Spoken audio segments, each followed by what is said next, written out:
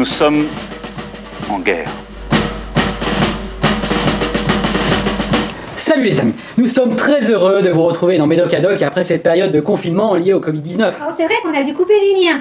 Ah bah oui, carrément, on a presque reconstruit le mur. Ouais. On s'interroge tous beaucoup. On s'est fait bombarder d'informations. Alors pas simple de s'y retrouver. On est cerné par le doute et l'incertitude. Alors, notre arsenal thérapeutique est pauvre. Pas de traitement curatif défini à ce jour. Un vaccin qui est remis à plus tard. Quant à la bombe anti-Covid Detect and Kill de Narvinoprol, Et sa coronatapette. pas encore homologuée. Effectivement. Alors en attendant, pour nous protéger et protéger les autres, il y a les mesures barrières. Mais ce n'est pas tout, Pénélope. Il y a aussi le renforcement de nos défenses immunitaires en prévention des risques infectieux tous azimuts. Booster notre immunité. C'est ça l'idée? Mais tout juste, avec entre autres munitions, vitamine D, vitamine C, magnésium, zinc. Oui, par exemple. Mais pourquoi s'intéresser à la vitamine D? Eh bien parce que c'est un sujet d'actualité. Plusieurs études menées dans le Covid-19 ont montré une corrélation entre insuffisance en vitamine D et vulnérabilité accrue à la maladie. Alors des études multicentriques conduites en Asie et en Europe. Cambridge University, of course. Oh, so British. Bon, alors Vincent, pour commencer, parlons de l'insuffisance en vitamine D. Un problème majeur. 1 milliard de personnes touchées dans le monde. Dingue! En France, on estime que 80% de la population ont un taux sérique inférieur à 30 nanogrammes par millilitre, considéré comme le seuil plancher. Ça pique un peu quand même, hein.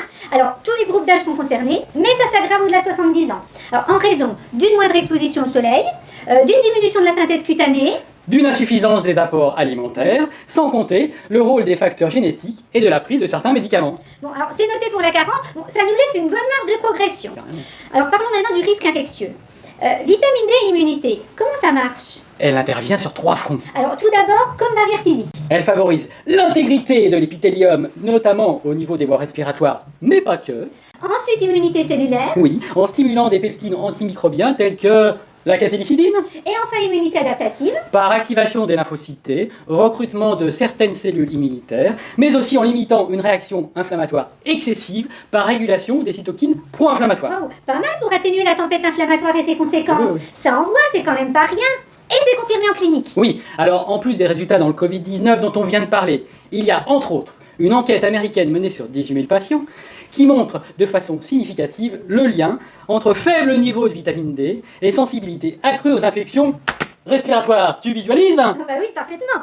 Par la suite, en 2017, une méta-analyse conduite sur 25 études cliniques randomisées, plus de 11 000 patients, a objectivé que la supplémentation en vitamine D réduisait le risque de développer une infection respiratoire aiguë. Alors sans compter les études conduites dans la tuberculose et d'autres types d'infections. Hein. Super, j'adhère. Et vous?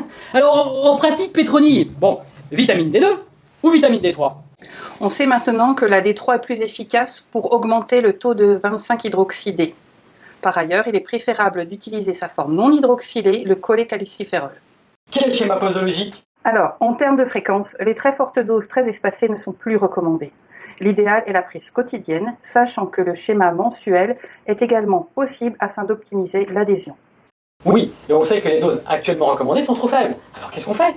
Il n'y a pas de consensus, mais sur la base des données actuelles, une dose de charge de 100 000 UI AJ1 et J15 suivie d'une dose d'entretien de 8 gouttes par jour ou 80 000 unités par mois permettent d'atteindre un statut vitaminique optimal. La vitamine D doit être prise au cours d'un repas afin d'optimiser son absorption. Et question risque? La principale contre-indication est l'hypercalcémie et aucun surdosage ni effet indésirable grave n'ont été objectivés dans la littérature pour des posologies inférieures à 10 000 unités par jour. Ok, donc le dosage n'est pas recommandé en dehors de pathologies spécifiques. Tout à fait. Dernier point. Lors de l'utilisation concomitante d'inducteurs enzymatiques puissants, il faut penser à remplacer le cholécalciférol par le calcifédiol, sa forme 25-hydroxylée, qui chante le métabolisme hépatique. Eh bien merci Pétronille. Donc vitamine D, mesure simple, peu coûteuse, bien tolérée et remboursée. Et c'est même l'Académie nationale de médecine qui le dit. Parfait, nickel croc. Sans oublier le sable. Bien entendu. Alors, ne pas oublier non plus d'appliquer le patient pour qu'il devienne acteur de sa prise en charge.